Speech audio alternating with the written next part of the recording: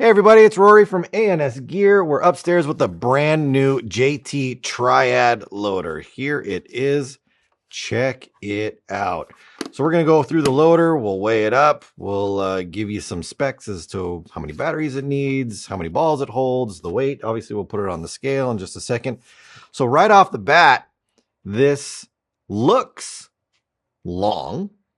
I know it's not. It's it's maybe a 1/4 inch longer than a Spire or so. So it's not that much longer than all of your other typical loaders, but it does feel narrower. When I'm looking at it from the side and from the back, it does feel like it's skinnier this way and longer this way. Could just be an optical illusion, but that's how it feels right there. So you've got a pretty snub nose on the front right there. It's going to help with capacity.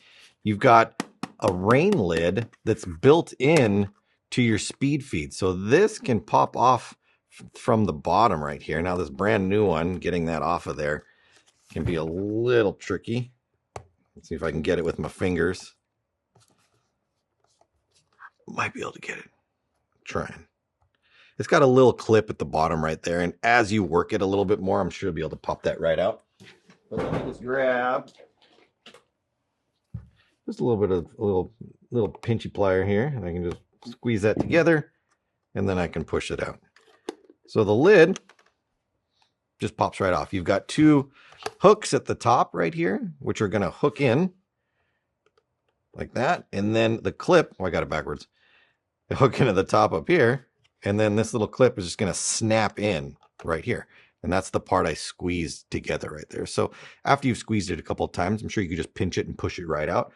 But a brand new one might be a little stiff on there. And then underneath it, you've got your speed feed. Nice rubber fingers on there, going back into position. So you can have it either way. If it's the weather's getting nasty outside, you need to cover up your loader, just snap your lid on.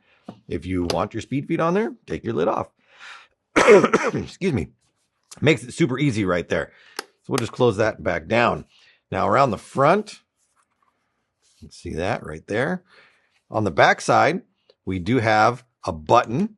So there's one button and then an indicator on the bottom right there. So there is no programming. There's no settings to mess with. There's nothing. It is just go or don't, on or off right there. So this one right here is going to run on 3 AA batteries. We're going to open this up. We'll throw those batteries inside there. This has both sound activation and eye activation. So it will do or use both. If the eyes don't see any balls dropping in there, it knows that there's nothing there. It's going to try to reverse and go forward and try to clear up a jam possibly that's in there, or just get paint down in there. When it hears the gun shoot, it knows it's going to need to shoot or spin. So it spins inside there. So it's using multiple options when it comes to knowing what it needs to do, whether it needs to feed paint, look for paint, cycle paint, react to the gun shooting. It's going to do all those things right there. Let's weigh it before I open it up. So we have a weight without the batteries. So this is empty. On the scale, 1 pound, 1 ounce. So just over a pound right there. 1 pound, 1 1/4 ounces. If we throw 3 batteries on here, so it's going to run 3 AA's. 1 and 3 7/8. So almost 1 pound and 1/4 at that point. So we're just under 1 pound and 1/4 with batteries in it. Now the loader holds approximately 215 paintballs. So it's a little more than normal, but not as much as some of the other ones that can expand and do something like that. So definitely able to pour a pod in there. Most pods, 180 round pods, 140 round pods, whatever it happens to be, with no issues right there. All right, so let's open it up. Let's lift up our lid. Now, if you look down inside, you can see there's a little yellow button down in there. It's actually a toggle, a slide that goes up and down. When it's in the up position, it prevents a button from being pushed in there. When you push that button, it's actually kind of like a plate more than a button. You push the plate, that will unlock it, and you can slide this off the front. It does not hinge up. There's no hinge up here. There's no like lever or anything like that. It just slides off the top right there. So in order to make that happen, the yellow tab, I'm going to push it down. If you hear it snap down there. And then right here, it's kind of hard to see because the lid's right there, but right there, there's just a tab. I can push it in, a plate. I can push the plate in, and then I can slide that right off the front. When we go to put it back on, we're going to put it on like that. I didn't like come in like this and then bring it down. I just kind of laid it down on there, pulled it back, and then snapped it together. Then I would lock my tab up, and that would keep the loader from separating. Right now we want to take it apart. So I can pop that off right there. That comes off. To remove our tray, there's a little like gap right there. There's a little hole. I can put my finger in there and I can just pull it out. We've got a magnet right here. We've got a magnet right here that's going to keep those two things together. Now, when the shell is on top of this, or the top part, that's what's holding everything together inside of there. The magnet is not holding it in place when it's all together. Right now, it's going to hold it. But if I shook it hard enough, I could probably get it. Maybe I can't. I can feel it wanting to separate, though. I might be able to get it to come apart right there. But it's not. I'm really trying to get that. There we go. I did get it to come apart right there. But that's not how you're using it. You know, you're using it with the lid on or the top shell on. So it's not true to what we're trying to do here. But when it's like this, that's what's there. So it doesn't slide out or fall out right there. I peel that up, flip it over. You can see that we've got our 3 AA slots right here. So we take our batteries. They all go the same direction, which is different. Usually they kind of go backwards, you know, they go flip, flop, flip. But these all run with the positive on one side. Ooh, there we go. We're running. I'm going to turn it off for now. Put this back in. We can see it go. Let me just turn it on.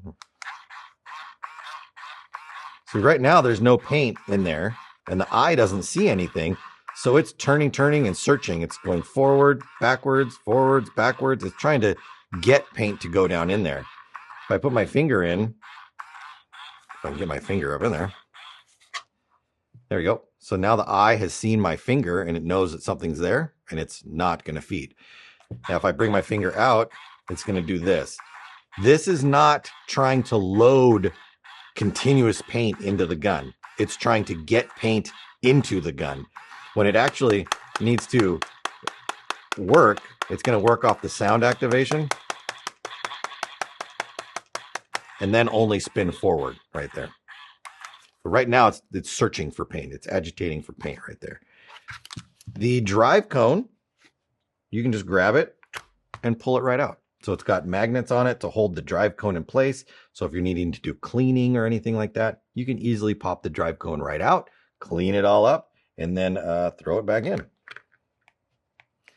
Now, one thing I found that you do kind of have to figure out where the drive cone wants to sit.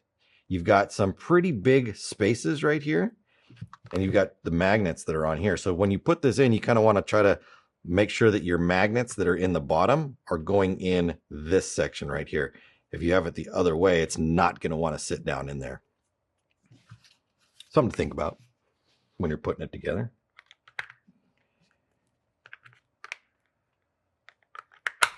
There we go. It just snaps right in. Easy peasy.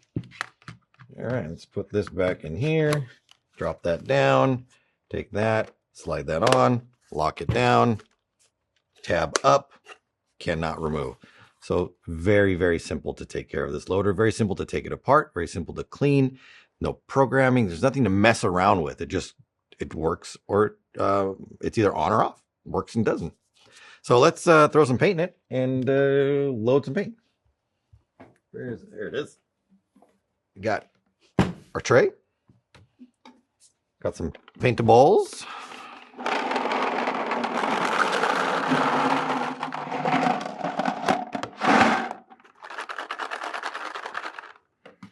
Get those down in there. I'm going to do one cycle like this with the lid open so you can kind of see the paint inside there. I'm going to turn it on. I might have got too much in there. There we go.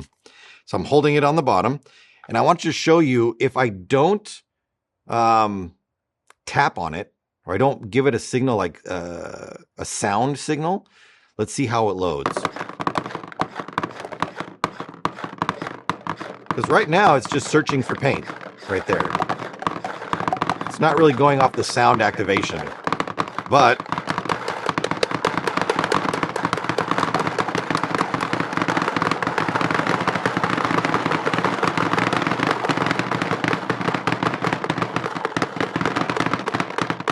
as soon as I tap on it and give it that that input of, hey, the gun's shooting or whatever it is, then it really starts to kick up and go right there.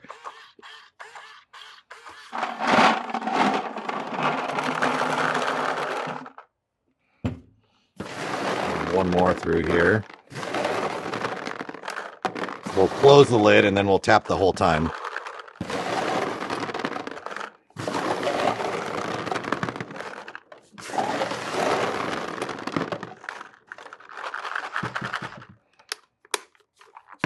Ready?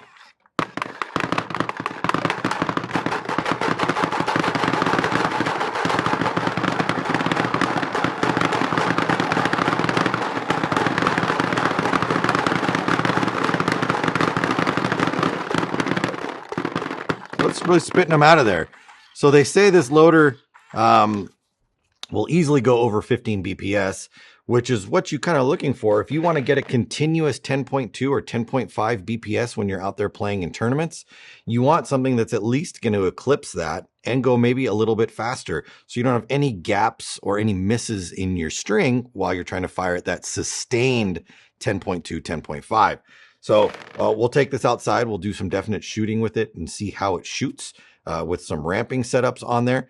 And then we'll have some fun with it. So just want to show you guys the brand new JT Triad. It's available on the website. It'll be available in 5 different colors: smoke, red, blue, olive, and black, I believe. Smoke, red, olive, blue, black. I think that's what it is right there. But anyway, check the website to see the color options that are available. Want to show you guys the brand new Triad. Get yours today at ansgear.com.